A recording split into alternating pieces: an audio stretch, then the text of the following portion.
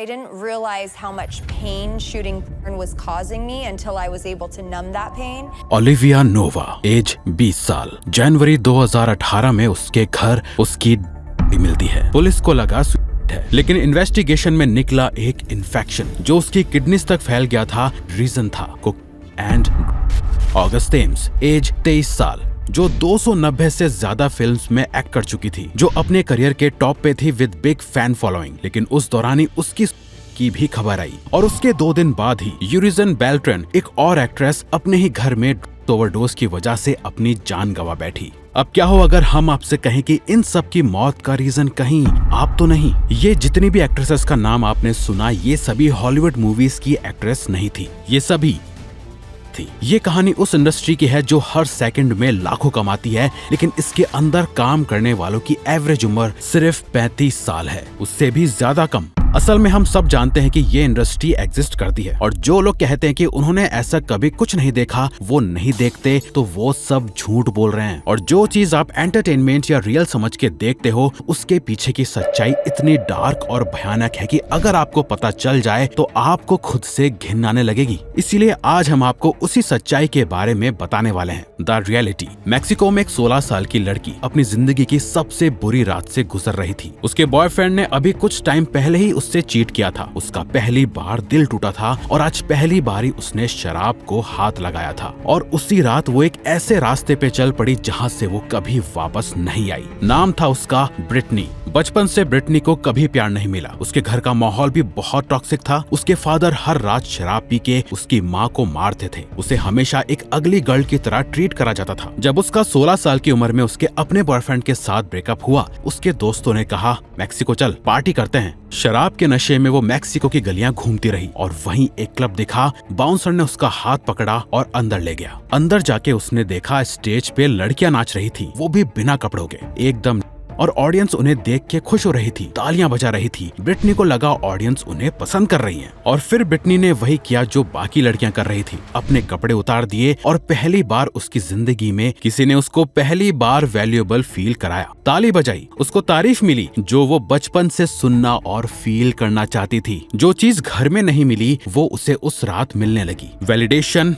Attention और एक feeling जैसे वो स्पेशल है। उसने वही चीज कंटिन्यू रखी। हर रात वो अपने कपड़े उतार कर अनजान लोगों के बीच नाचती, जिसके उससे पैसे भी मिलने लगे। और एक रात क्लब में प्रोड्यूसर्स आए, बोले, हम तुझे फेमस बना देंगे, हमारे साथ एक रोमांटिक मूवी कर लो। ब्रिटनी को पता था रोमांटिक मूवीज का मतलब क्या है, लेकिन उस वक्त उसके दिमाग में बस एक ही चीज चल रही थी, अगर इतने लोग उससे जानेंगे शायद वो खुद से नफरत करना बंद कर देगी। 7 साल उसने इस इंडस्ट्री में काम किया। एक बार एक प्रोड्यूसर ने उससे बोला कि तेरा वेट थोड़ा बढ़ गया है और मूवीज करनी है तो अपना वेट लॉस कर। बस इसी चक्कर में उसने केन लेना शुरू कर दिया, फिर प्रिस्क्रिप्शन पिल्स, फिर जब इन सब ड्रग्स के नशे में वो कोई सीन शूट करती थी तो उसे पता भी नहीं चलता था कि उससे कहाँ पेन हो रहा है और कितना पेन हो रहा है। जब उसका नशा उतरता तब वो हर रात फूट फूट के रोती थी। एक शूट पे ब्रिटनी ने देखा एक लड़की रोते रोते सीन दे रही थी, आंसू निकल रहे थे, पर कोई उसकी मदद नहीं कर रहा था, बल्कि ऐसा ही कंटेंट और ज्यादा बिकता। डायरेक्टर, कैमरामैन सब हंस रहे थे। ब्रिटनी ने उस इंडस्ट्री में अपने कई दोस्त खोए, कोई डोज से गया, कोई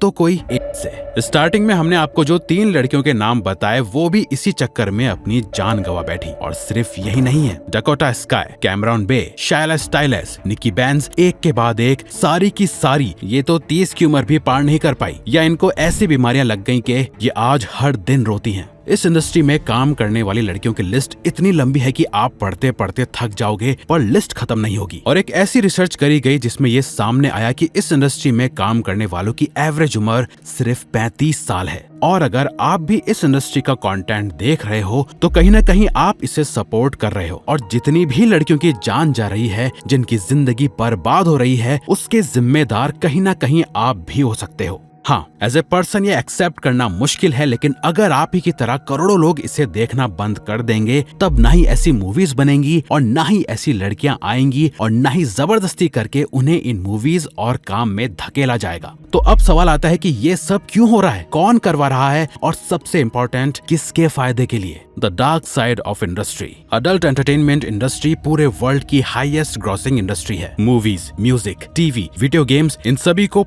इंडस्ट्री डोमिनेट करती है क्योंकि ये इंसान की सबसे बड़ी कमजोरी को जकड़ती है, लोनलीनेस। सेक्स एक ह्यूमन नीड है, ये एक बायोलॉजिकल चीज है जिसे सप्रेस नहीं करा जा सकता और इसी का फायदा उठा के इंडस्ट्री से हर दिन लाखों वीडियोस निकल के आती हैं और यहाँ कुछ भी रियल नहीं होता। वो एक 15-20 मिनट की वीडियो की शूटिंग 8 से 10 घंटे चलती है, कभी 2-3 दिन। एक कमरे में 5-6 लोग होते हैं, एक ही सीन बार बार रिकॉर्ड करा जाता है, हर एक डिफरेंट एंगल के साथ, जब तक डायरेक्टर को परफेक्ट ना लगे। इतने घंटे इतने लोगों के सामने एक ही काम बार बार, ये काम कोई नॉर्मल इंसान कर सकता है क्या? नहीं ना। ये सब काम करने के लिए उन्हें क्या दिया जाता है? ड्रग्स, ताकि बॉडी की लिमिट काम के बीच ना आए, उनकी बॉडी सुन पड़ जाए, उन्हें कुछ फील ही ना हो। Sexual enhancement drugs, pain killers, हर तरह का नशा।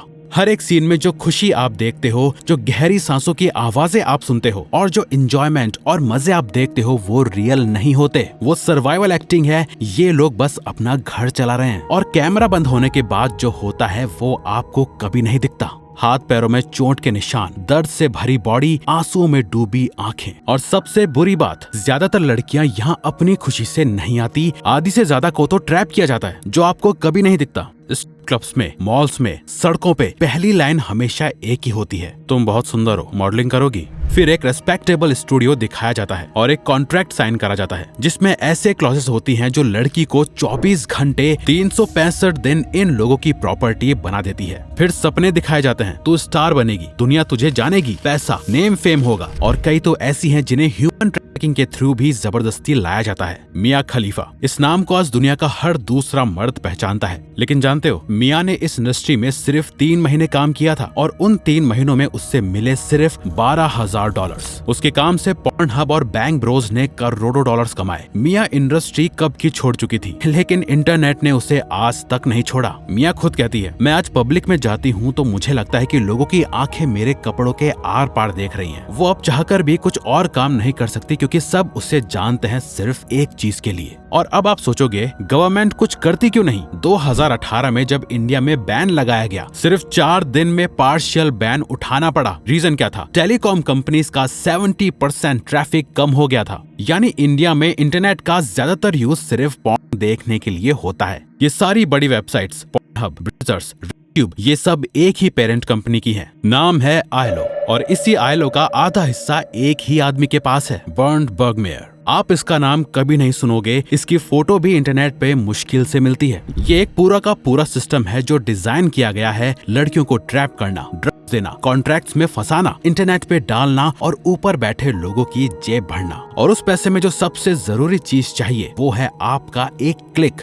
आपका एक view. How it's affecting you. 2014 में कैम्ब्रिज यूनिवर्सिटी में एक रिसर्च हुई। साइंटिस्ट्स ने पॉर्न देखने वाले लोगों का और ड्रग्स लेने वाले लोगों का ब्रेन स्कैन किया और जानते हो क्या निकला? दोनों का ब्रेन पैटर्न ऑलमोस्ट सेम था। यानी आपका दिमाग वही रिएक्शन दे रहा है जब आप अपने फोन पर 5 मिनट की एक वीडियो देखते हो जो एक ड्रग एडिक्ट को अपनी डोज मिलने पर देता है। बात सिर्फ मेंटल डैमेज की नहीं है। यंग मैन में इरेक्टाइल डिस्फंक्शन बढ़ रहा है। 20 साल, 22 साल, 25 साल के लड़के जो अभी शादी तक नहीं पहुंचे, वो इसे फेस कर रहे हैं। उनका ब्रेन एक नॉर्मल इंसान के साथ एक्साइटेड ही नहीं हो पाता क्योंकि उसका बेंचमार्क वो फेक स्क्रीन वाला कंटेंट बन चुका है, जहां आप हर दिन एक ऐसी दुनिया देखते हो जहां औरत को सिर्फ ऑब्जेक्ट की तरह दिखाया जाता है, उठाया पटका जाता है, जहां उसके कंसेंट की कोई वैल्यू नहीं। तो धीरे धीरे ये सब आपके अंदर घुस जाता है। 2019 में यूके में एक सर्वे हुआ था जहां 20% विमेन ने कहा कि उनके पार्टनर्स उन्हें बेड पे फन के लिए फिजिकली असॉल्ट करते हैं। और वो आदमी कौन होते हैं? सारे पॉर्न एडिक्ट्स। जब आपका सारा दिमाग इस डोपामिन के ट्रैप में फंस जाता है, आपका फोकस मरता है, आपका डिसिप्लिन खत्म हो जाता है, आपका कॉन्फिडेंस जमीन में धंस जाता है। तो अब सवाल ये है, क्या कर सकते हो आप? सबसे पहले एक्सेप्ट करो कि ये एक लत है, ड्रग्स जैसी लत, सिगरेट जैसी लत। और लत से लड़ाई तभी शुरू होती है जब आप उसे लत मानो। दूसरा, अपना फोन उठाओ और स्क्रीन टाइम चेक करो, देखो आपका टाइम कहाँ जा रहा है, आप खुद चौंक जाओगे। तीसरा, अपने ब्रेन को चीप डोपामिन के अलावा कुछ और दो। जिम जाओ, किताबें पढ़ो, लोगों से मिलो, अपने ब्रेन को याद दिलाओ कि रियल लाइफ में भी मजा आता है और ये जो पॉर्न की दुनिया है ये फेक है, एक एक एक्सप्रेशन। और सबसे जरूरी, जब भी अड़ जाए एक पल के लिए रुक जाओ और याद करो ब्रिटनी को, याद करो ओलिविया को, याद करो ऑगस्ट को, यूरिजन को, क्योंकि हर बार जब आप उस वीडियो पे क्लिक करते हो आप उन जैसी कई लड़कियों की बर्बादी में अपना एक छोटा सा हिस्सा दे रहे हो, और हर बार जब आप नहीं क्लिक करते आप अपनी खुद की जिंदगी का एक छोटा सा हिस्सा वापस ले रहे हो। ये सिर्फ एंटरटेनमेंट नहीं है, ये किसी की जिंदगी है जो आपके 15 मिनट के एंटरटेनमेंट के लिए बर्बाद हो रही है। हमें उम्मीद है आप एक स्ट्रॉन्ग पर्सन की तरह इसे समझोगे, कमजोर एडिक्ट्स की तरह इससे मुंह नहीं फेरोगे। तो अगर आपको ये वीडियो अच्छी लगी तो वीडियो को लाइक और चैनल को सब्सक्राइब करके हमें सपोर्ट करो और बेल नोटिफिकेशन ऑन कर लीजिएगा ताकि आप आने वाली वीडियोस मिस न कर पाओ। Thank you for watching.